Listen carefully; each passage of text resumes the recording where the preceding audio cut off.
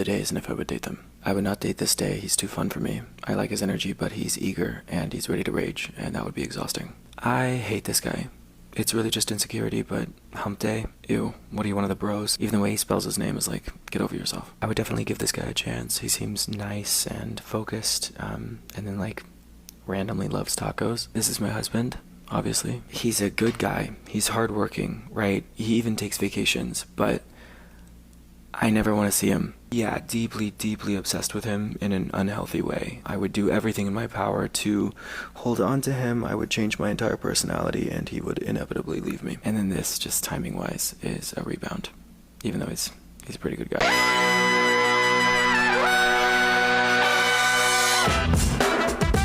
Good morning, sweet world, and welcome to the No Dunks podcast. On the Athletic Network, it's Thursday, August 10th, 2023. This is The Drop.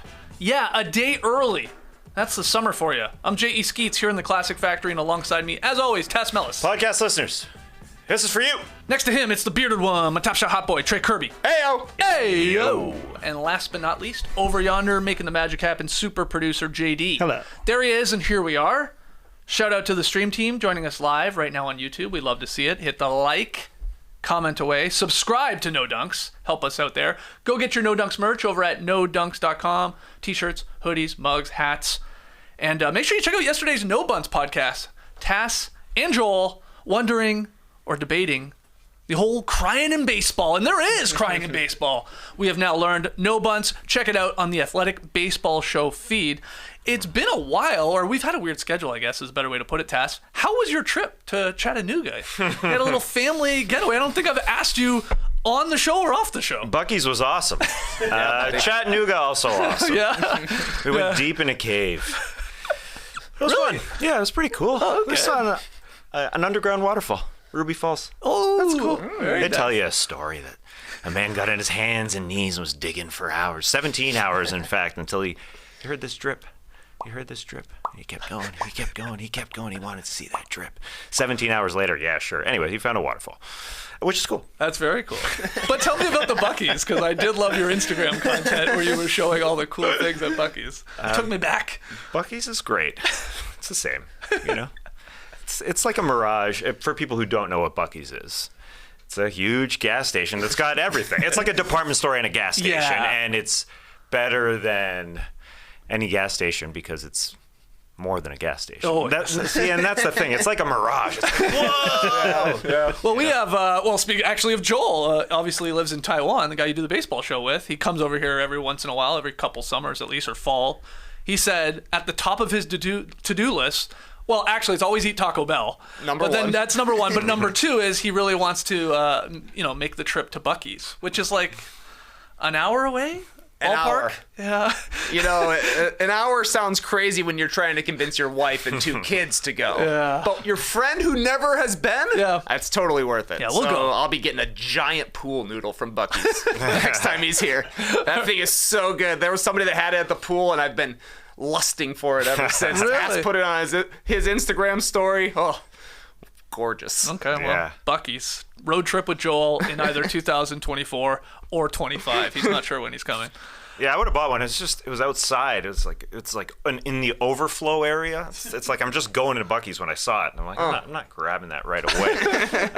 But I put those all up for Joel because Joel asked me to put those up. He's like, tag me. I was too lazy to do that. I was busy eating a brisket. Yeah, what a place. Tag me. Tag me. All right, on today's Drop podcast, we are going to discuss some basketball news. The latest from Shams Charania, Inside Pass. Is that me? Yep. Okay, cool. Computer, remind me. I told you guys at the start of I did it. That's the weird part. I must have accidentally hit it back on. Anyway, Shams, Inside Pass. He has sprinkled a little slop for us piggies to chew on. It's not a lot, but Pigs are gaunt at this point. we'll dissect it. We're going to talk about Anthony Davis's extension, and we will wrap up the Drop podcast here with some rapid fire. This is the Drop on Thursday because no show tomorrow. But I wanted to start with some FIBA World Cup updates, or at least talking about some of the teams and some of the news currently surrounding some of the teams. And this thing starts in late August, a couple weeks. I think 2 weeks tomorrow, actually, it tips. On Monday night, though, Team USA, they cruised to the 117-74 win over Puerto Rico in their first FIBA World Cup tune-up there in Las Vegas. They're now on the road. I mean, do they have a Buc-ee's in Spain? I'm not sure, but they are now playing more exhibition games again before the big tournament at the end of the month. But do you have any takeaways from Team USA's exhibition win versus Puerto Rico? This team is a squad. That's my opinion. They have come together real quick. I know people were ridiculing the star power on this team, but when all-stars that they have want to play and come together, it shouldn't be a problem when it comes to worldwide competition. And I don't think it will be with the way they look. If Brandon Ingram and Anthony Edwards play to their potential and want to pass the ball, they're buckets, and they should be able to do that and score in international play. You've got great defensive players in Jaren Jackson Jr., Defensive Player of the Year, and Mikal Bridges, who you put on the other team's best perimeter player. That's a hell of a start. And then you got Jalen Brunson, who's also going to be an all-star at some point. So you've got stars who want to play like that. You got even a guy like Trae Young, who's not on this team, who's being interviewed saying, I would love to play for Team USA, and I would change my style of play, basically, is what he said. I want to pass more. So it's the old Carmelo Anthony. This is Olympic Melo, that type of thing, where everybody who wants to be on this team, they've developed a culture to encourage passing and playmaking and being a team. And I think it showed through in that first game. And this team is being put together, and it is together longer than other teams in the past. So I think going over to Spain, whether there's a Buc-ee's or not, I think they've got this great chemistry already, I think. Yeah, it was a close game at half. I mean, they weren't blowing Puerto Rico out of the water. Maybe there was a little rust and trying to get comfortable, and the shots weren't falling. But yeah, then I think they went on like a 20-0 run in the blink of an eye, and like I said, blew the game open. 117-74. I mean, it wasn't close at all. But what jumped out to you, TK? They played so hard. Team USA was really given serious effort for a friendly here against a team that they're obviously favored to beat and went on to blow out in the second half. So that was impressive to me. It looks like that's going to be the way that Team USA kind of has to play because they've got a lot of length. Everybody on the team, it feels like, has mile-long arms, but they don't have a lot of just straight-up big size. So they're switching everything. Smart teams will probably be able to take advantage of that a little bit inside, but also Jokic isn't playing in the World Cup. Giannis is still a question mark for the World Cup. Porzingis, we don't know what the deal is with his foot, if he's hurt or if he's not, so maybe not a problem for Team USA, but they got to try and force turnovers, and they really did. The other thing that stuck out to me is that the starters and the bench kind of play different styles. I thought the starters with Jalen Brunson running the point, Brandon Ingram out there just played a little bit more deliberately, brought the ball up slower for the most part. And then when the bench comes in, you've got Portis out there, you got Paolo Banchero playing a little bit of small ball 5, and Halliburton running the break. They were just going as fast as possible. And Puerto Rico just obviously couldn't keep up. So they've got a fastball and a curveball, but I guess they're leading with the curveball. I don't know if that makes sense. Maybe that's like a Jamie Moyer style of pitching test. See if Joel agrees with me there, but they do have two different styles they can play, and both are certainly effective. And that's their huge advantage in obviously this upcoming World Cup. It's like there are other starting fives, even though we're missing some big names on some of these rosters, some of these countries. They can sort of match up not bad. 4, 5, 6 guys. It's then the state's depth is just like, they play a whole second unit of NBA guys that are obviously very, very talented. But it looks like, at least in this one game against Puerto Rico, Kerr went with Brunson, Anthony Edwards, who had a rough first half and then really got it going in the second half. He finished with 15 points, 4 steals, and 4 assists. Bridges, as you said, the defensive stopper. Ingram at the 4, and then Triple J at the 5. I'm guessing that'll be, maybe not in some of these exhibition games, maybe Kurt tries other things, but that feels like the starting lineup that I think we'll see a lot probably in this upcoming tournament. Yeah, I think so. They definitely do lack size. That was, other than the star power, the lack of size was the sort of the story going in with this team. So it's interesting to see from an NBA perspective, Paolo Banchero come in and play the 5 because he can. He's huge. Oh, yeah. And he's just a mismatch when he comes in off the bench. So yeah, they got options. I mean, if you want to play like a team and you want to play hard like they did, they should win. And FIBA rules, they allow them to play a lot more physical. Like someone like Jaren Jackson Jr., who has struggled at times to stay on the floor in the NBA game because he picks up 2, 3 quick fouls.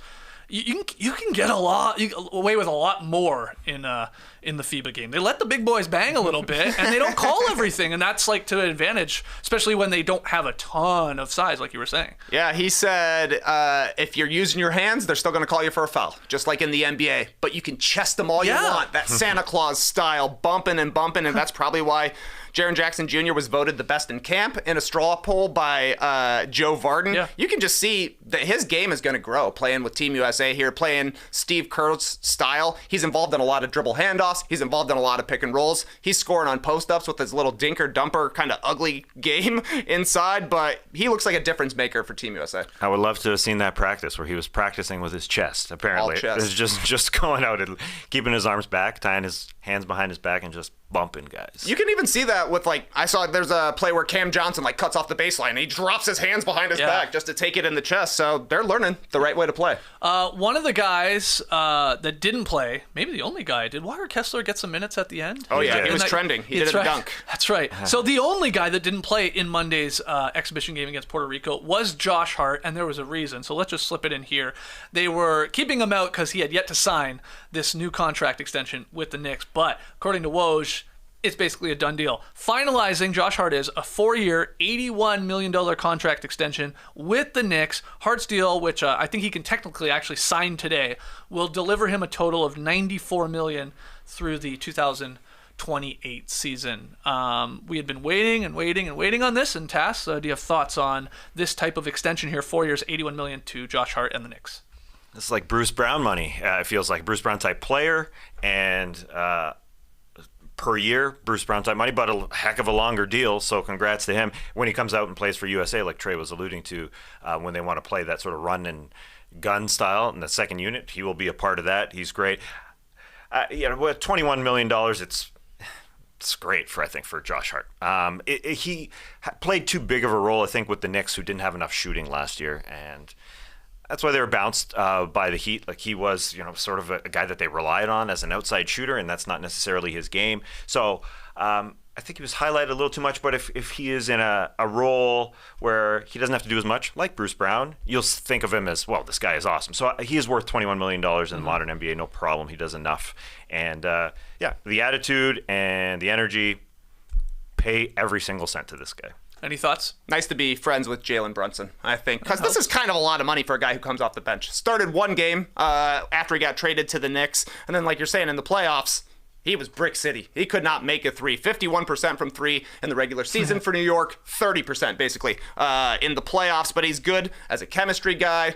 He's a good rebounder for whatever position he plays. Is he a wing? He's kind of like the backup power forward for the Knicks at this point, now that Obi Toppin is gone. He took a lot fewer threes for New York, which is probably why he made a bunch during the regular season. So as long as he shoots like 35, 36%, that's all right. And it makes the Jalen Brunson contract look amazing. This guy's getting paid $26 million, and people were questioning it last year. And now we're getting $20 million for a bench dude. Yeah. That's weird. There's definitely some vibes premium baked into this contract. I agree with you. And that's fine. I mean, I got no problems with that, especially if, you're not Well, they're saving money on their best player. That's why. Right. And obviously they have a connection there, being Villanova guys, and he did help them at the end of the regular season, even in that first round against the Cavs that they win. So, yeah, I can't believe I'm saying this. This is a nice move from the Knicks. Like, they're actually doing some nice little things here. And this is a totally fair contract for a guy that they at least have seen. And he's proven in other spots, right? Like, the Pelicans, and before that the Lakers, that he's a contributing. He contributes to winning. He can help teams. He's not going to be the star. He doesn't want to be the star, and that's perfect. So good deal by him. And I assume we'll start seeing him now in some of these FIBA World Cup exhibition games, because they were probably just waiting, didn't want to risk anything, didn't want to tweak an ankle or ruin a knee or something like that. So hopefully we see him here in the coming games. One guy we're not going to see, though, to pivot to Team Canada, Jamal Murray has been ruled out of Canada's exhibition games ahead of the World Cup. Canada Basketball made this announcement on Monday, saying in a release that the Nuggets star will instead focus on his off-season recovery, and a decision on his status for the actual tournament will be made at a later date. So just to clear that up, he's not going to play, Jamal Murray, in exhibition games for Canada. They already had one. We can talk about that in a second. But he might still play in the actual World Cup at the end of the month. Yeah. What do you think about this?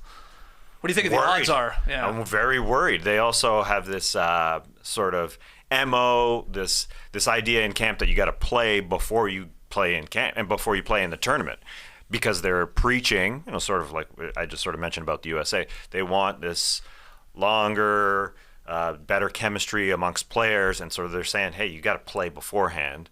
But when it comes to the superstars, I wonder if this is going to bite them in the ass a little bit. But in his defense, he was at training camp. Oh, he was. He was not playing full on 5-on-5 because of the injury, but he was there around the team, around the coaching staff, stuff like that, building the camaraderie. And they kept guys, to extend that, they kept guys who've been with the program that aren't as good of players, let's be honest, with guys that haven't been with the program but could be there, like a Leonard Miller even that was drafted, or a Wiggy who could just jump in even though he's busy or doing whatever he's got to do. I don't know if Rowan Barrett, the orchestrator of this team, has bit himself in the ass with some of the wording a little bit that you have to be there. But I think Jamal Murray will get a pass if he can play. It's just worrisome that it's come down to this. Mm-hmm. I could see him just not playing. Mm-hmm. Yeah, it's very possible. And obviously they didn't play in Wednesday's loss to Germany there in Berlin. It was a close game. They lost by 5. But yeah, they could have used him. They probably maybe win the game if he's playing in this one. Though I will say 2 guys that slot in at the 2 played actually well in the loss to Germany in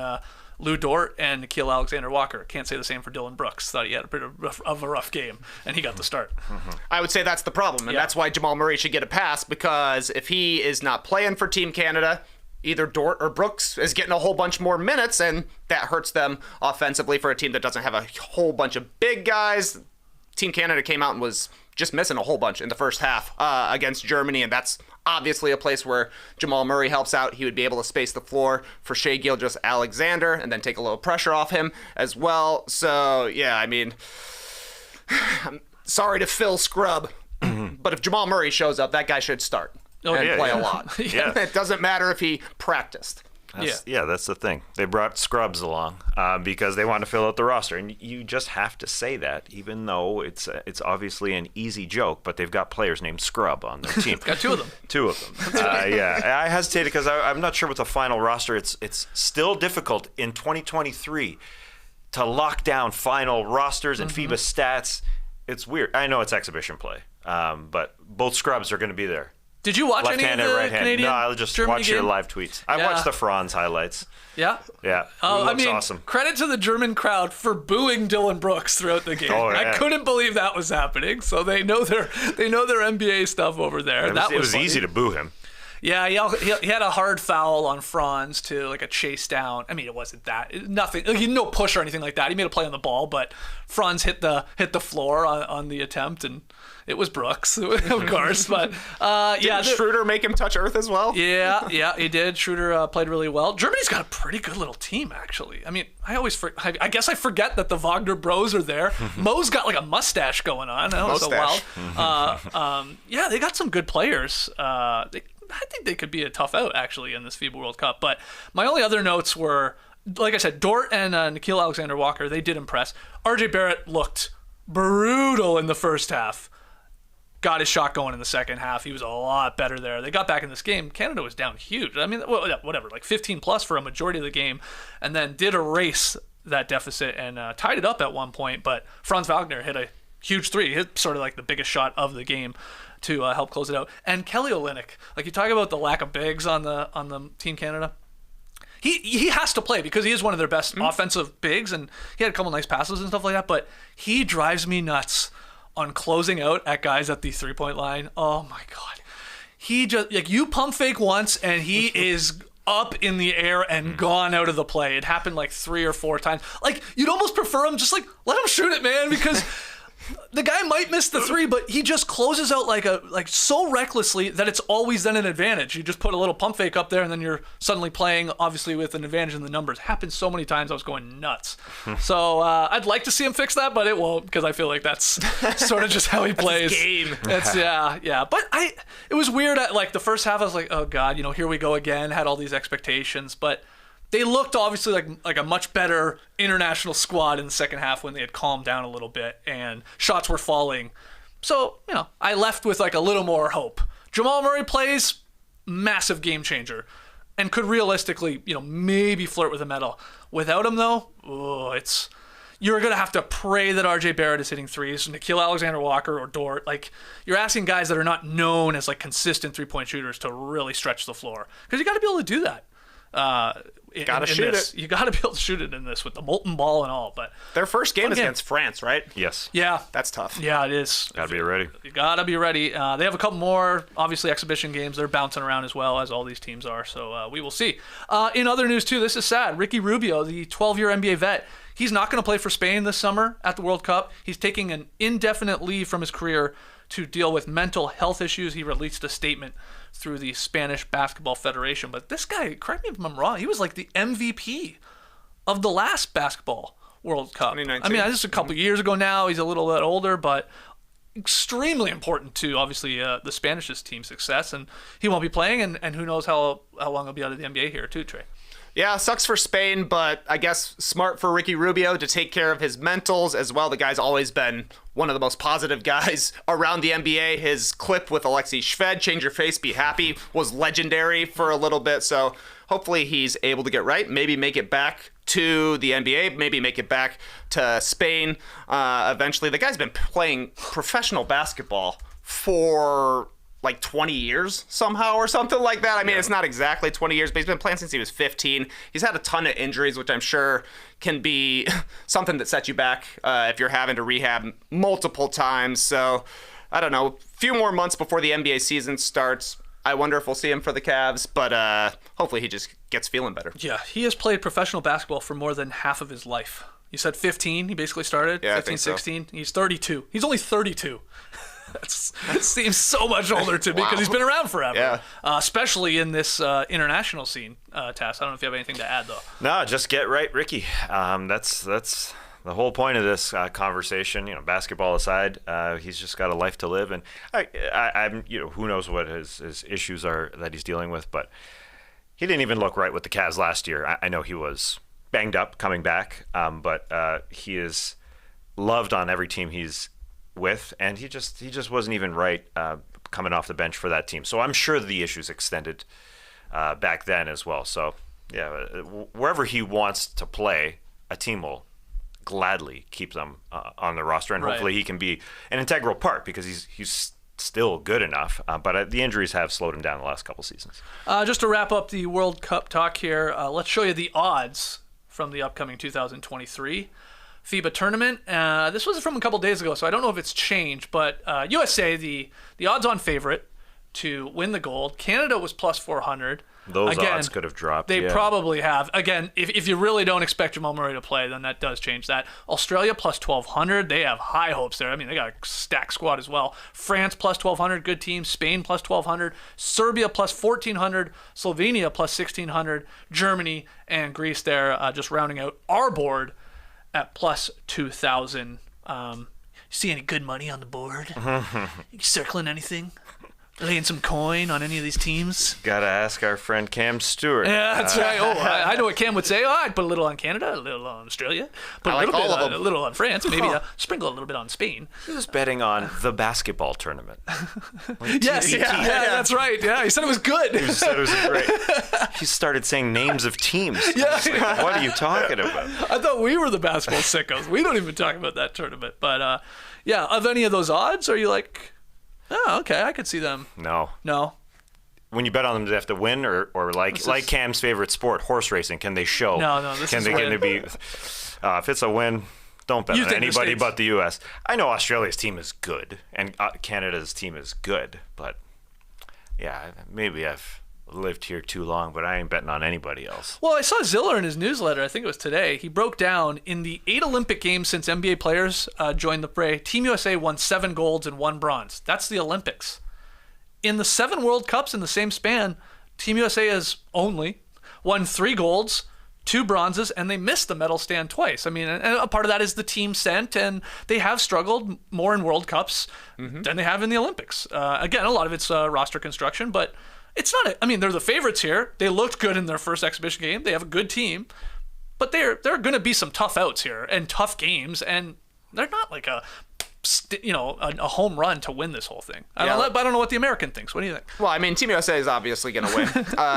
It's pretty obvious. They've got 12 NBA players out there, which nobody else can say. But tastiest odds, let's see again, real quick, JD. I would say Spain and France are both 1,200 right now. Those are like classically good European basketball teams who also have NBA players. No Rubio and I think no Lorenzo Brown for Spain, which are kind of huge absences for them. And then Slovenia at plus 1,600, just because they got Luka. Yep. If he can do it, we've seen him carry Slovenia to a Eurobasket championship once upon a time, so I suppose he could do the same, though I don't think they have Vlatko Cancar alongside him this year. He is injured. He's injured. Yep, that's right. But Luka just posted 34, 14, and 13 for the national team in a very close game, exhibition game versus Montenegro. So 104-100. Wow, Yeah, I saw he dropped one in Vooch's eye. There you go. Good there stuff. You go. So yeah, okay. So you're if anyone could do it, it could be Luka here at tasty odds. Yeah, Sure. plus 1,600. Where's Montenegro there? Vooch's team. They're not on the board. But No. I do think, looking back, Americans, on the team and even in leadership, looked at this tournament differently than the Olympics, and that's why the success wasn't there. I think this team is different. Okay. I think they're ready. I mean, you got Trae Young going on Gilbert Arenas' show saying, "I want to be on that team. I want to pass." Like everybody, the culture is different, I think. Well, you got Steve Kerr as the head coach now. So that is a new wrinkle to this squad. Yep. So we'll see. Again, that starts in a couple weeks. Let's take a break, though. That's enough World Cup talk. When we come back, we'll get into the Shams slop. Don't go anywhere. Our next partner is pretty cool. I have to say, it's the first thing I put in my body every single day. I'm talking, of course, about Athletic Greens. If you're looking to get better gut health, more energy, or a stronger immune system in a really easy, natural way, you gotta check out Athletic Greens. I hate pills, especially taking multiples. Ugh. I'm way more into drinking one single elixir. Elixir, yeah. Very Dungeons and Dragons. With Athletic Greens, you can get rid of all those extra vitamin bottles and drink a single tasty beverage that goes down easy and feels super refreshing first thing in the morning. You'll actually really enjoy getting your daily vitamins. And I'm not kidding. I actually do find it refreshing, revitalizing even, first thing in the morning when I drink my Athletic Greens. So what is this stuff? With one delicious scoop of Athletic Greens, you're absorbing 75 quality vitamins, minerals, whole food sourced superfoods, and probiotics. And adaptogens. I almost forgot the adaptogens. All those things will help you start your day off right. This special blend of ingredients supports your gut health, your nervous system, your immune system, your energy, recovery, focus, and aging. That's pretty much all the things. AG1 is a small micro habit with big benefits. It's one thing you can do every single day to take great care of yourself without even thinking about it. And it costs less than $3 a day. You're investing in your health, and it's way cheaper than that cold brew habit of yours. Yeah. No judgment here because I also have a coffee habit. Right now, it's time to reclaim your health and arm your immune system with convenient daily nutrition, especially heading into the cold and flu season. I'm sorry to be a Stark over here, but winter is coming.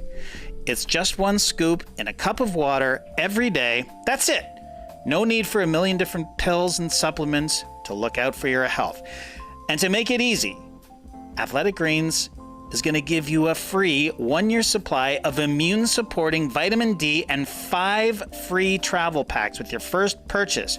All you have to do is visit athleticgreens.com/nodunks. Again, that's athleticgreens.com/nodunks to take ownership over your health and pick up the ultimate daily nutritional insurance. All right, hit the like button. Make sure you subscribe. And if you're a podcast listener, we love you too. Leave your boys a 5-star rating and review. We got some Shams slop. Sort of. He had the inside pass. This first one was at least intriguing. We can break down. Shams reporting that the Hawks did have a trade package and offered it to the Raptors for Pascal Siakam. And it was DeAndre Hunter, AJ Griffin, and draft picks for Siakam. That was the Atlanta package. Hunter, Griffin, draft compensation to Toronto for Siakam, but the Raptors upped the price on any possible deal at each turn. This was Shams reporting this. We had heard whispers about this, that the Hawks had shown interest. We talked about it. We did a whole podcast on Siakam and coming up with potential trades. Were you surprised at all by this news, like of that type of deal, Hunter as sort of the main piece that the Raptors would say, no thanks, we've got gum? We've got gum. Yeah, it's just a saying I like to say. Okay. Okay. Well, yeah, gum is good. Gum is as good as those players, really. Don't make that deal. No, it's bad. I just can't stop looking at Sham's face on the. Yeah. Great production here by JD. He's got it on the board, on the screen. If you're listening, come see Sham's cutout face. This is the report that Shams had literally a month ago. There haven't been any conversations with Pascal Siakam regarding trades since Summer League, and Shams reported that that's basically the last time that teams were really trying to get Pascal Siakam, and the package was as good as gum. DeAndre Hunter, as you said, being the main piece, and DeAndre Hunter, he's a real El Tizo. He can drop 25 and he can play defense, but those glimpses, even if you've got rose-colored glasses, they're so few and far between. You can't get too excited about that. You got to hope that if you're the Hawks, his trade value gets higher, because I can see why the Raps would say DeAndre Hunter as the best player. No. Even though you can look at it from the other side and say Pascal Siakam is saying, absolutely, I am not extending with anybody that trades for me. Right. So what kind of package are you going to get? Maybe the best package is that DeAndre Hunter and AJ Griffin, who's going to be a solid role player in this league, and who knows what the draft compensation, but some sort of draft compensation. They don't have any. Exactly. This is the part I can't understand. Like, the Spurs still own 3 other picks, I believe. Like, we're talking all the way through, like, 2027. So, like, what? I think they own maybe 1 extra in 2024, maybe from the Kings. Does that make sense? From probably the Herter deal, right? But, yeah, that's not going to be enough. I mean, Raptors fans would revolt if this was actually a trade that went down. Hunter and, like, maybe 1 pick or something like that, or maybe 1 in the way future. The Hunter's not good. That's the problem. He signed an extension, 4-year, $95 million at the start of last season. And you said it, Taz, he's just so inconsistent. So inconsistent. I went and checked. He scored 22 points on opening night. 10 of 15. Here we go. Hunter breakout. Just signed the extension. Then he doesn't crack 20 points for like weeks in a game. He only had 1 stretch all season where he scored 20-plus points in 3 consecutive games. Today's game, I know like 20 used to be, whoa, that was a lot. Not really a whole bunch at your sort of starting small forward position. And that third instance, by the way, it came in like in a 21-point loss, and he just cracked 20. So it's like he can't string together a stretch of games where he at least offensively contributes. I guess he's tasked with guarding the team's best player on the wing, and he's not bad, but I just don't think he's good. He's only in this deal for the money. Yeah. It's not about DeAndre Hunter at all, because he doesn't solve their forward glut. It's like we're trading a forward because we got too many forwards, and guess who we're getting back? A forward? That doesn't make any sense. It would have to be Masai, really like an AJ Griffin, a young dude who's a shooter out there, and then whatever picks Atlanta can throw in after, I guess, 2029. And if it's a lot, maybe that's interesting for Masai Ujiri, because it would be rebuilding for the Raptors, and you're taking a chance that it doesn't go well for Atlanta. Trae Young leaves, and then they're left with nothing, and their picks are looking pretty juicy. Maybe that's interesting, but I also don't really think the Hawks should do this, because do you really want to go even more all in for Trae Young, DeJounte Murray, and Pascal Siakam? That's like maybe a top 4 team in the Eastern Conference, maybe, but more likely a top 6 team. I suppose Siakam would be possible insurance for Trae Young leaving in the future, but if you don't know that he's going to re-sign, that's a risky bet to make. Yeah, he's only got 1 year under contract. And I think the biggest story that's come out of this Shams report is that there have been no extension talks with the Raps at all. So because he can sign 4 years, $192 million with the Raptors. He could. Yeah, and they apparently have been no conversations. Yeah, 0 substantive extension talks with the Raps, and coming off losing Fred VanVleet and losing Kawhi way back when. I think that's the more interesting part if they're not talking at all. So this will just carry on into next season, especially depending on how the Raptors start and look and whether they're winning or not, especially if they're losing. I mean, we're going to have the old Siakam trade rumors. I mean, every second show it's going to feel like leading up to the trade deadline. I think that's very possible. Absolutely. Because he could be a piece that puts a team obviously sort of over the top to the next level next season. but maybe it doesn't happen here. Yeah, the hot talk is Dallas. Wow, get him there somehow because they're looking for a third star. The Hawks looking for a third star. They're sort of all in with DeAndre Hunter and Trae Young, so it sort of makes somewhat of sense. But he's a damn good player. But also, this report could just be the league is dead from July 15th to August 15th. Yeah, sure is. Listen to No Dunks and watch No Dunks because we're the only good thing going right now. Okay, there's some other good things, but it's dead. But we'll keep it alive. But honestly, if there's no talks for Pascal, like there hasn't been an offer in a month, essentially, is what Shams is saying, because there's no deadline. GMs can just chill for a bit. This is their vacation time. Yep. So maybe it'll pick up in September, but it ain't happening right now. Well, that segues nicely into the other pieces of news in Sham's report here, which is really no news. Sham says there is still no traction from the Blazers on a Damian Lillard trade. I got to take the L on that one. I said it was happening, last week, I was hoping, and it did not go down. He did say, wrote that the Heat have prepared to offer the Blazers a package including 3 to 4 first-round picks, with Tyler Hero going to a third team for assets, expiring contracts, a young player such as Nikola Jovic, and potentially second-round picks and draft swaps. This is all stuff we knew, Trey, but right now, no traction on the Dame move. Yeah, I love the first line in this article. Across the NBA, team executives and players are in the midst of family travel, scouting trips, much-needed rest and recovery, and quiet days inside team facilities. These guys aren't doing anything. It is chill mode right now. I don't know. No new takes for me, except for, is Nikola Jovic any good? Like, he seems to be more of the young player who's being included. You don't see Jaquez in any of these rumors anymore, even though he's now eligible to be traded. I guess Jovic is probably younger than Jaquez is right now, since Jaquez played a few years at UCLA. Jovic just turned 20. If you squint, maybe you can see a Tony Kukoc-like player. But you're squinting hard because that guy was not on the court very much last season. Is this guy playing for Serbia in the World Cup? And there's another Jovic out there. There's a Stefan Jovic. Okay. Is that his Brovic? I don't know Novic. about the Novic. Damn. And do you have anything to add to this? Probably not. No, not at this point. Listen, I respect the wishful thinking that you had last week. Yeah. We're just hoping that we'd get a Dame trade, but this is a bad sign that it's such a dead zone here. Yeah, I was thinking, I was just trying to talk it into existence that the trade would go down just to give us some content. I thought the Jaquez Jr. part, him being eligible to be traded once that became okay for him to be included, I was like, whoa, maybe that's the move that finally tilts this over the edge to get it done. But I guess it's the dilemma here still, the third team and the Tyler Hero part of it, and maybe just the Blazers saying, let's just hope for a wild card team to just suddenly come out of nowhere and want Damian Lillard. But that doesn't sound likely as well. And the other big name we're waiting on, that we've done Siakam, we've done Lillard, we're talking James Harden. Now, this is what Sham said.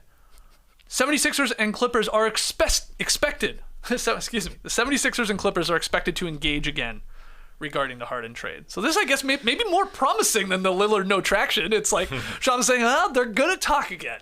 That's better?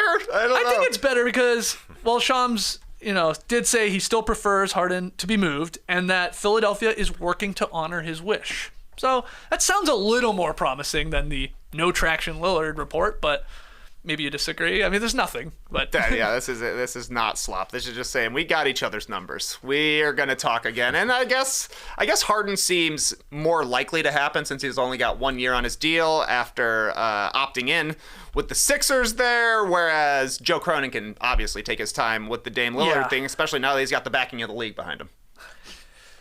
Well, I do think that the Clippers are an all-in team that are going to go for it. We've clearly seen. They're going to go with Kawhi and Paul George next year. It's going to happen. Right. It really feels that way.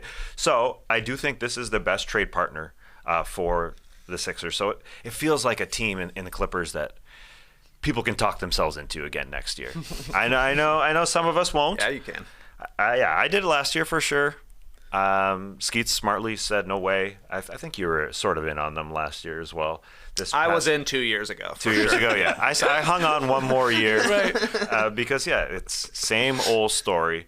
But watching Kawhi get injured this past season in the playoffs, I'm done. I'm done buying in. But when you've got that top-end talent, They're going to go for it. Morey is just waiting for the best deal possible. It feels like those two will make a deal at some point. I thought you would be staying all in, I guess is the best way to put it, after Paul George's latest comments. Did you see it? On Podcast Pete? That's right. Well, I think he was maybe just streaming on Twitch while he's playing video games. Oh, yeah, I saw that. He's saying... But it's off of a podcast, yeah. He said, mark my words, I'm on my bully shit next season. Oh, he said that. That's what Paul George is saying. You forgot about me. You only listen to my podcast now. You forgot about my game. I'm just a podcaster. Yeah. He's made similar comments before. And I mean, has had good seasons after saying so, but obviously not resulting in much playoff success, and part of it because of injuries. But It's injuries for sure. he's locked in, is what he's saying. I said that No Dunks is the best thing going in the summer. Podcast Pete, got to give it to him. Still doing good podcasts. Yep. He had Klay Thompson on his podcast, and that's what I thought you were going to refer to, because he brought up Thompson's rivalry with Booker. Yes. Yeah, and then Book was pissed off about those comments, and Paul George commented about Book's comments on Twitch. I got so lost. I'm glad you broke it sort of down there. I was so lost in this, like, who's commenting on what and who's upset with who, and yeah. I couldn't care. I was like, all right, who cares? Booker didn't like the leading type question that Paul George had on his podcast. This is essentially what happened, because he had Klay on, and Booker thought that Paul George was kind of leading Klay on to say, we got to talk some shit about Devin Booker, essentially, and your rivalry there. And Klay was saying he almost felt bad a little bit for how he went at Booker with the 4 rings and all that. Like, he got caught up in the heat of the moment. Yeah, he was getting his ass handed to him. Yeah, okay. Yeah, he didn't. Yeah, Klay was trying to take the high road and say, I didn't like how I did that.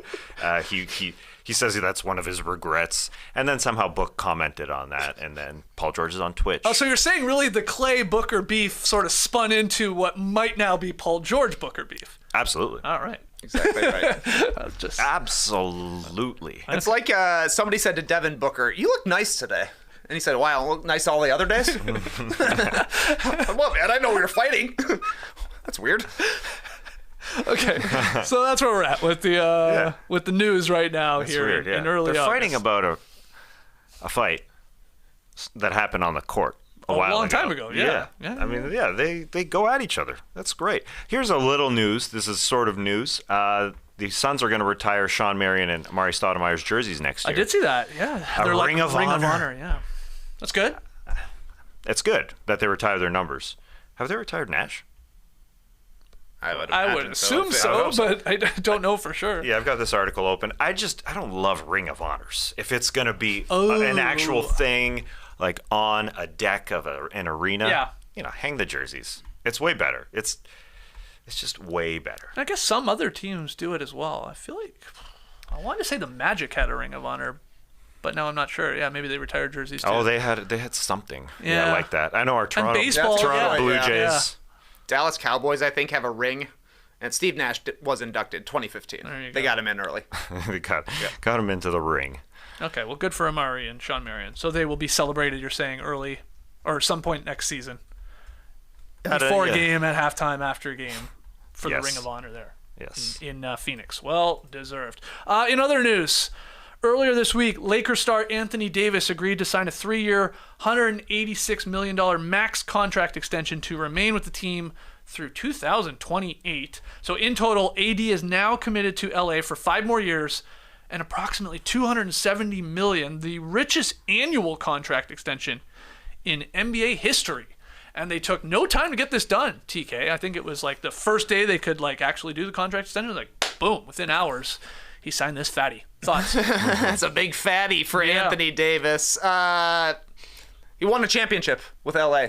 He was dominant in the playoffs until running into Jokic, where, he was still good defensively, didn't always bring it on the offensive end. That's a big ask for a guy. But I guess part of this is that the Lakers just don't know what's going to happen with LeBron after this season. If he's going to retire someday. He may decide to play with Bronny if he makes it to the NBA. It just doesn't feel like LeBron is 100% locked in for the Lakers for the entirety of the rest of his career, because who knows how it's going to last. So they've got the first star in Anthony Davis. Now look at any point guard, say, hey, you want to play with one of the best lob threats, a guy who can make up for all your defensive mistakes? Come play with Anthony Davis.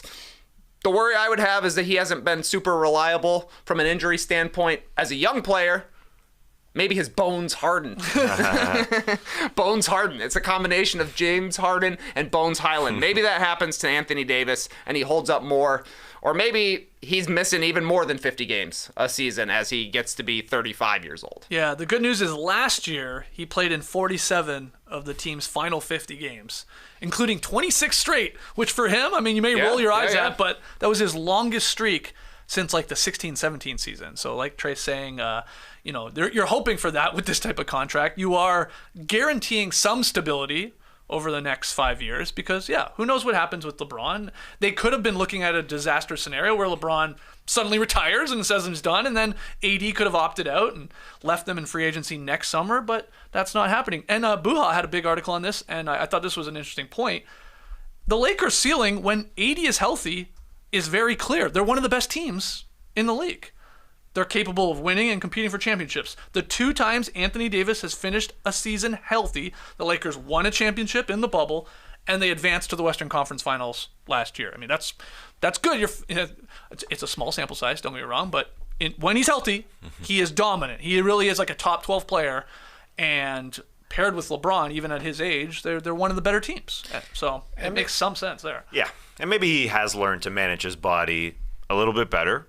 Because you can look at it glass half full. Yeah, he played that string of games to end last season. Okay, he's healthy. But he also has missed at least 26 games the last 3 years. Yeah. And 36 or more, 2 of those 3 years. So downside, he misses games. Upside, maybe he plays in the right ones. Maybe he's managing his body. But you're paying him from 30 to 35. So he's going to be a little old. Yeah.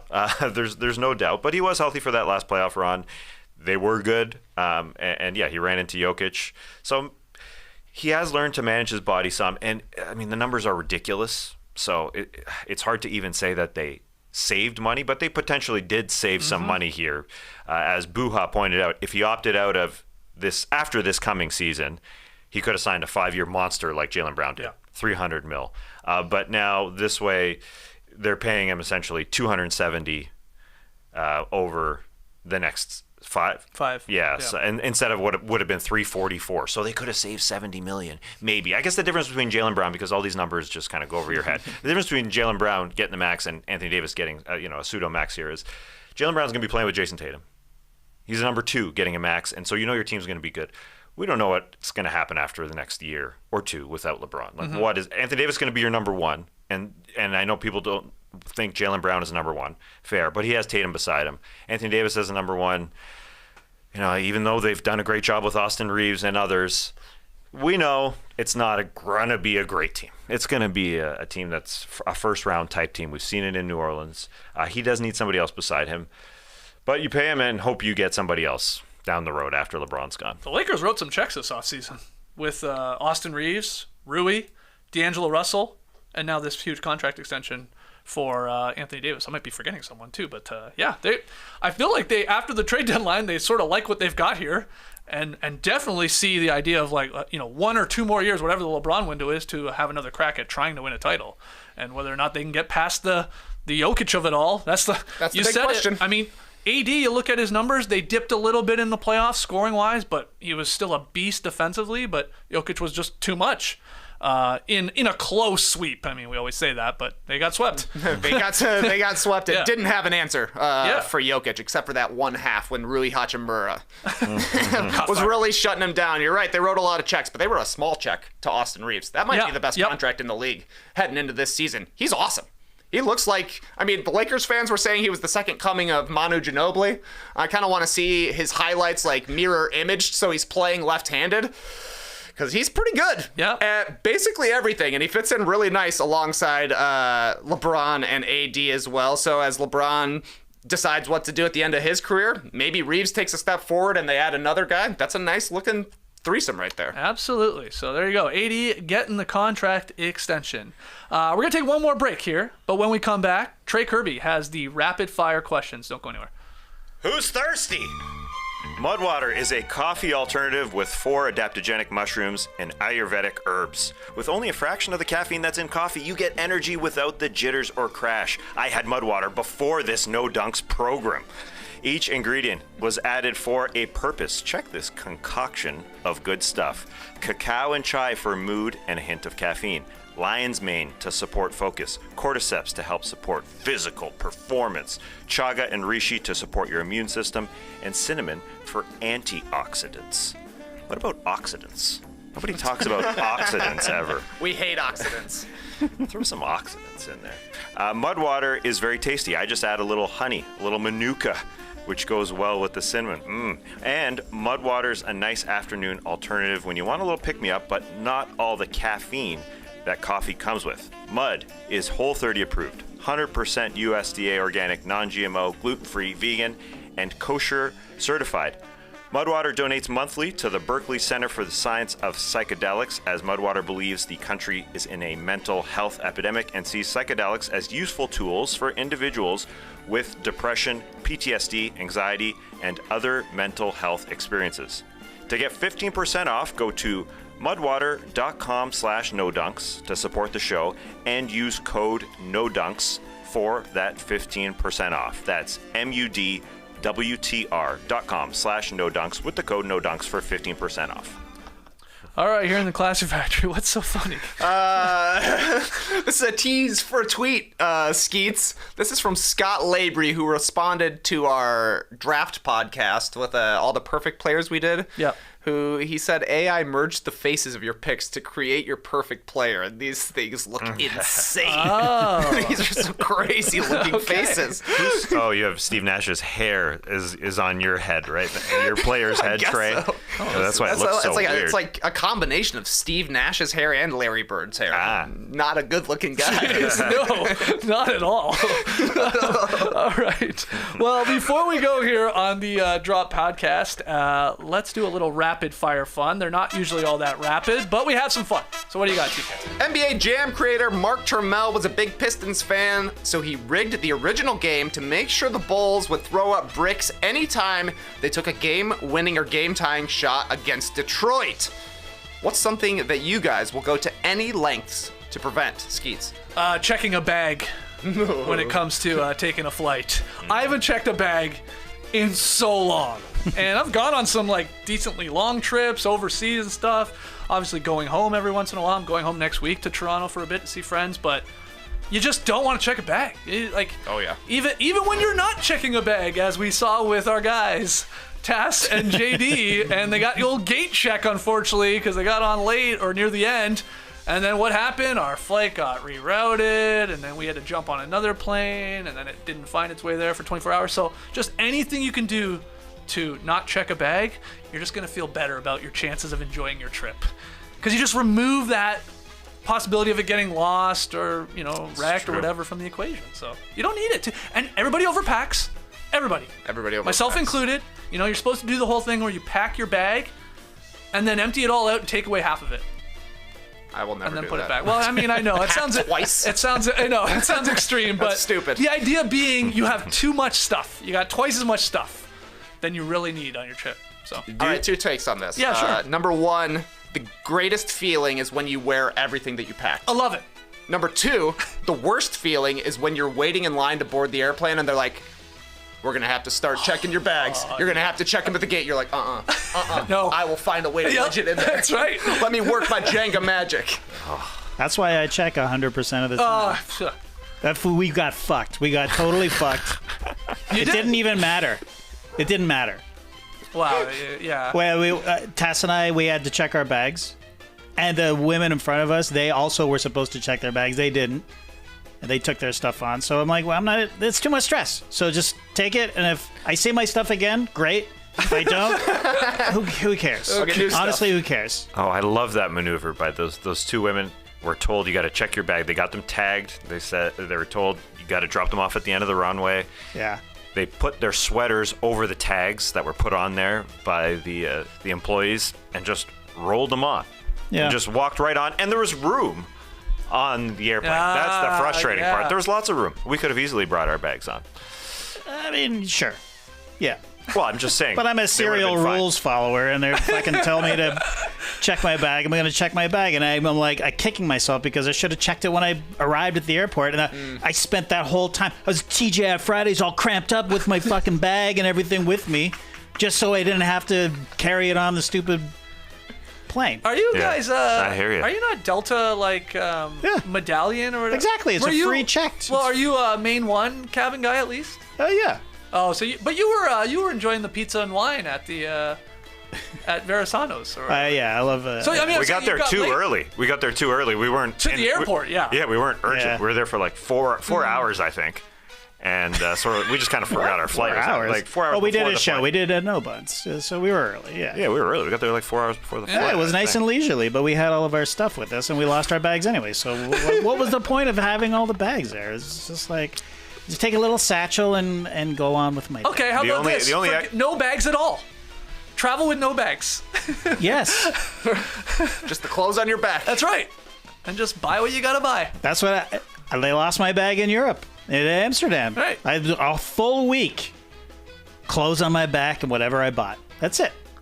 So It this was- is it was crazy. fine. You've said you've checked a bag before, obviously. I've flying to lost my Amsterdam, bags. and I'd you still stand by this policy. Oh, Jesus. Jeez, what do you take? How much are you taking?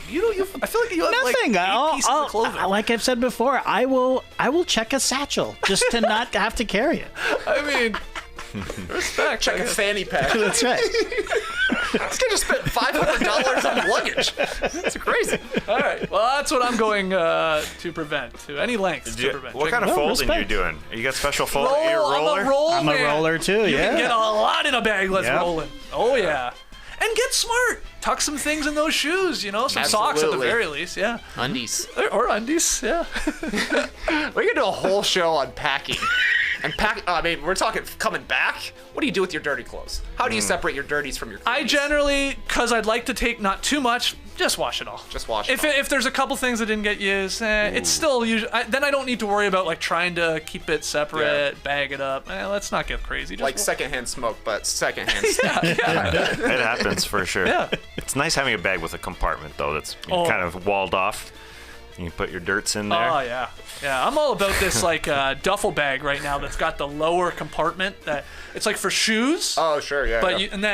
and drugs. and then bottom. what I start doing on the way back is the shoes go down there, but then start putting the dirty clothes down there. That I can keep them separate for a little bit. But Yeah. all right, well you answer. All right. Answer 2 to question number 1. Tass, what's something that you'll go to any lengths to prevent? Keeping my cardboard dry. I hate to be a wet cardboard blanket, but I'm talking about my recycling, baby. We bought a new table this week, so we had a lot of cardboard. Oh. When you buy something. Yeah. And I kept it all inside because we had a lot of rain this week. Usually I throw my stuff outside, but I kept it inside because I waited till the last possible moment to get it outside because wet cardboard can't be recycled. So this morning I was waiting for those recycling people to come by, and I sprinted outside and I said, "Hey, it's raining, please recycle my cardboard now." I don't care that you're getting wet, recycling employees. That's the least of my worries. I just need to get my dry cardboard in your recycling truck. So what happens to all this wet cardboard that people obviously put out on their curb and then it goes in the truck? It can gets- gum up, back to gum. It can gum up those machines. Wet cardboard doesn't get recycled. Okay. The wettest of cardboard, but I went to it, a little bit wet can be recycled. Yeah. But soggy or soiled okay. cardboard, it can't be recycled. I have to be honest. boy. I'm pretty skeptical that anything gets recycled. I hear you. I don't think man. any of I it hear does you. in this city. Nothing. Yeah. You might as well There's chuck been it in the studies, garbage here. It's unfortunately. pathetic. Yeah, it's all But they're right. nice enough to say, "Thank you very much, sir. I appreciate the effort," and they just toss it with the rest of the wet Yeah. cardboard that's in the back of the truck. Man, like, what do you? Anyways, Yeah. who but knows? respect to you, Tess. Yes. Yeah, We're you are living a it. goddamn hero. Yeah, right. Yeah, I'm making no difference in the world. You are. But anyway, It's your attitude that. it's the attitude. Yeah, it's contagious, isn't it? It is. It is. Well, actually, I forgot this part. I was driving my child to school at around 7 a.m. because people like to start early, and the recycling bin truck comes around like 7:10. So I called my wife while I was gone. I said, "You may have to take that recycling bin out. You may have to take it out." She said, "Okay, I'll just go take it out." I said, "It might get wet. Do you want to take it out?" She took it out. I got back. The recycling truck still wasn't there. Had to pull it back in. You pulled it back in? Yeah, because it was slightly soggy. Oh man, you are going the extra You mile. like put it in the oven to dry it out or something? Started a fire in the backyard. Got it over the pig roast. Yeah, no, I just smoking hugged it. out. I hugged it and took some of the wetness into my shirt. And then...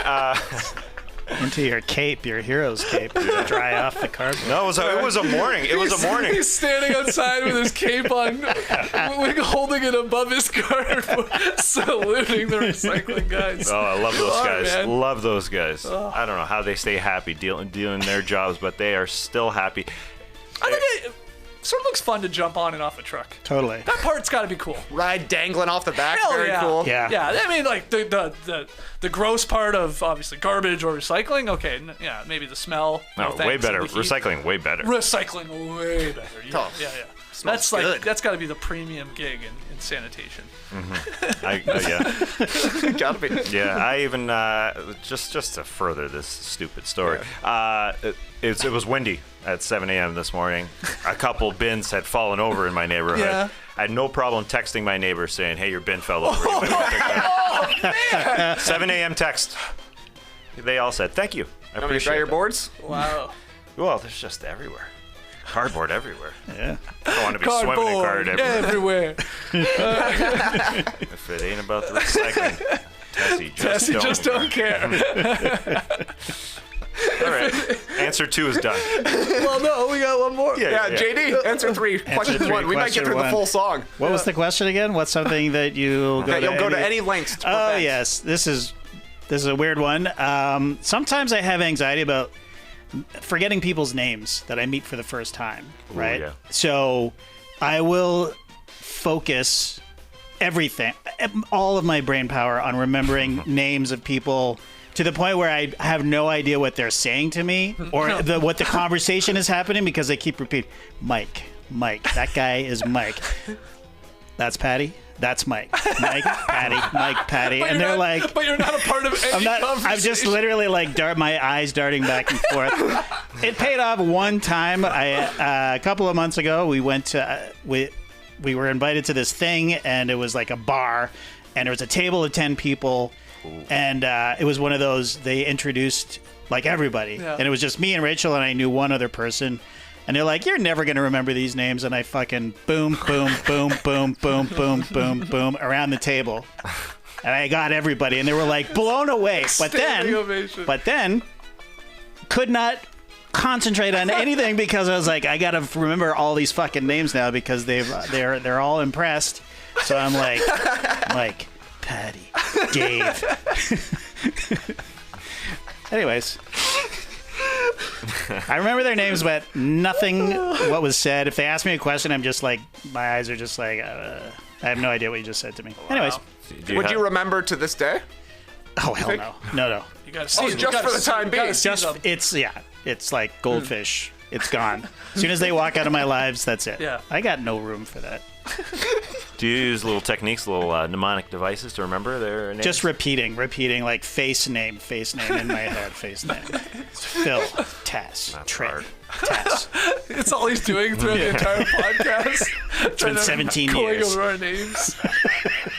Who's Phil, by the way? Yeah, good question. Forgot your name. All right, Skeets. Yeah. Scoopy with a scoop. Adult site Cam Soda has offered Mark Jackson $1 million to provide play-by-play for their videos. Apparently, they're interested in his catchphrases, "That's a grown man move," and "Mama, there comes that man." What's another perfect combination of somebody from the NBA and a website? I didn't overthink this one. Dwight Howard and a little website called burpandfartpiano.com. It's a real site. What? Look it up. burpandfartpiano.com. And it's exactly what you think it is. It's a little piano keyboard. There's a burp keyboard and there's a fart keyboard, and you can change the settings. You can go quick fart, wet fart, man burp, quick burp. What's a man burp? That's a grown man burp. Let's find out what a man burp is. Oh, hold on. I'm listening to our own show here. There we go. Here's a man burp according to burpandfartpiano.com. And a fart. There you go.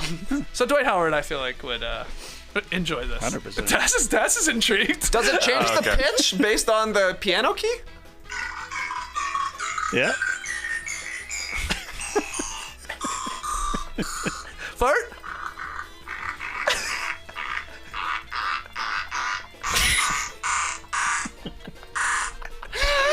Dwight Howard would love that. He would honestly love It's that. a great website. Yeah. This is awesome. Great answer. You guys never knew of the burp and fart? Man. I had no idea. It's purple and gold too. Could have been during Dwight's Lakers years. There's a songbook? What in the world? All right, Tass, what's another perfect combination of somebody from the NBA and a website? Wow, I can't believe how poorly I read this question. I totally thought, because you mentioned Mark Jackson and Cam Soda, I was thinking of relationships that NBA players have had with prior websites or sponsors that were bad. And this one's not all that great, unfortunately, but DeJounte Murray and New Balance, it seems like the oddest combination to me. Because New Balance is just... It's Kawhi Leonard, sure. It's Matt Bonner, sure. But DeJounte Murray? It just doesn't make any sense to me. Jamal Murray also a New Balance guy, right? And those Browns? Jamal Murray is New Balance. Zach LaVine is New Balance. Yeah. Zach LaVine They're on also the kind of upswing right weird. now. Yeah, Oh, no. They're trying to get cooler. They have changed their game. Absolutely. But I can't get, dad shoes. The classic 950s out of my head. Yeah. But, yeah, these guys have changed the game for sure. Anyways, I guess I didn't really read this question all that well because I just love the Mark Jackson Cam Soda combination. I just can't get over that. It's too good. JD. Yeah, I think I read it correctly, except that I'm using an Instagram account, one of my faves. Drunk people doing things. I don't know if you're familiar. It's exactly what it is. Drunk people doing things, combined with Mike Breen. Like Breen? Yeah, Mike Breen. Here's a taste. Okay. Here's a taste.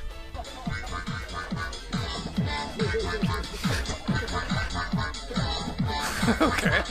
It's a guy dancing on a dancing ping on a pong ping pong table. table. Yeah.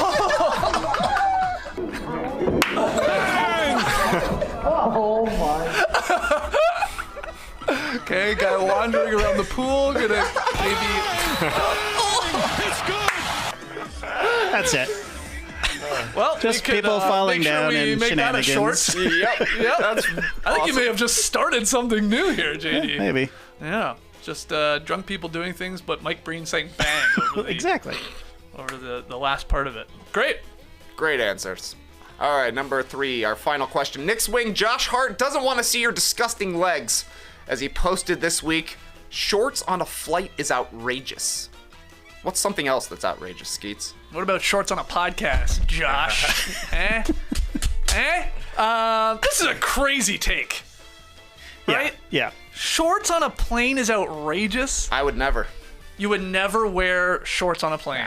And what's your reason?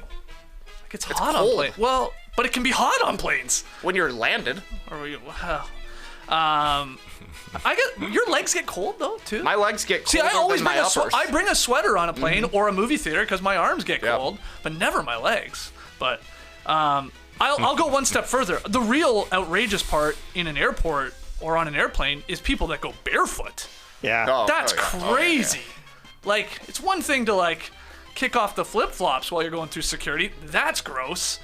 But then people that take off their shoes and their socks at times on the plane, and you see the videos like they put them up on the armrest and between the seats, and like that's disgusting. Like that you should be kicked off a plane. But shorts, I'm okay with shorts on a on a plane. I don't find that outrageous. Barefoot in a plane. Yeah, that is. I Gross. don't like it. Don't like it. No. I got a blood toe right now, as Do well. ya? So yeah. Ew. Yeah. I got my foot. I got my toe stuck in the grate doing a cannonball at the pool. Oh, when you went into the Yeah, like Cool. the gutters have like 3 little grates on it, and my big toe went in between one of them. Oh, it hurt so bad. So like your toe got left behind almost. A little bit, just a little grab ski. So you're gonna lose your nail. You think? It's been it's probably been about a month at this point, and it's not fallen off yet. So I don't know. I think it might suggest. Doesn't feel Might dead? survive. Doesn't feel dead. It hurt for like the first weekend so bad though.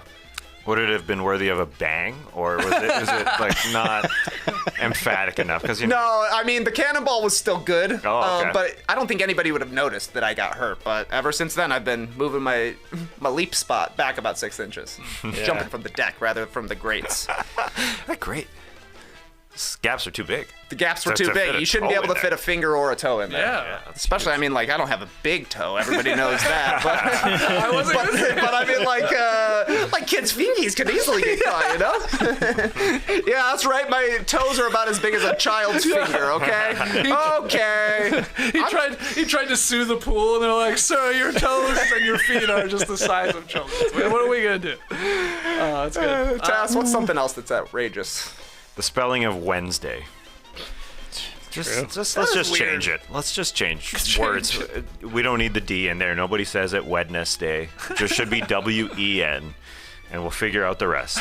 Why can't spelling adapt? I know it would be tough. It would be tough, but How words did you even adapt. get in there? Old English. There you go. Yeah. Wadnestag. Wednesday. Well, let's go with that then. The day of Woden. That was Juvenile's favorite day. Woden. JD, what's something else that's outrageous? I actually had the same answer as Skeets. Thongs on a flight is what I wrote down. Oh. But I'll change it to carry-on luggage. Outrageous. Get rid of it. Everybody checks a bag. Can you imagine? I mean, we talked about this on Is This Good, but you just glide onto the plane and sit down. None of this struggling. None of this stuff. People really panic on a plane in putting their bags in the overhead compartment, right? Yeah. You see it's a weird thing. It's so stressful. Everyone really freaks out. Like, like when it's not easy. Yeah. Like people are, you're trying to find it or trying to jam it in or the thing won't close. There's a lot of panic that sets in with people.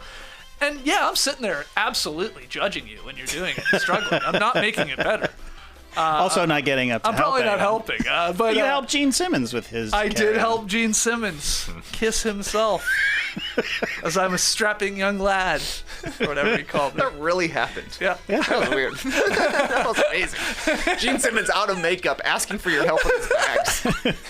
And I See, said, nobody else wants to ask for help. You got to be a world famous rock star to ask somebody for help on an airplane because I think people are so nervous to touch somebody else's bag Yeah. because in the airport, if you touch somebody else's bag, you're going to jail. well, I said to Gene, you got too much stuff. You packed too much. He said, I got a lot of makeup. Have you seen his boots? Like, Yeah, that was the entire thing. exactly. I did do recently because I flew home for a wedding. I did the old carried the wedding suit in the bag and asked them, hey, can I hang this up? Love it. Love it, but you gotta remember. Yeah. Because they said Baby. absolutely, because it's like usually between first class and obviously the back of the plane, but it's like they're like, hey, don't forget. A lot of people forget. Yeah. No, the whole flight. I'm like you trying to remember names. I'm like, don't forget my suit. Don't forget my suit. Don't forget my suit. Don't forget my suit.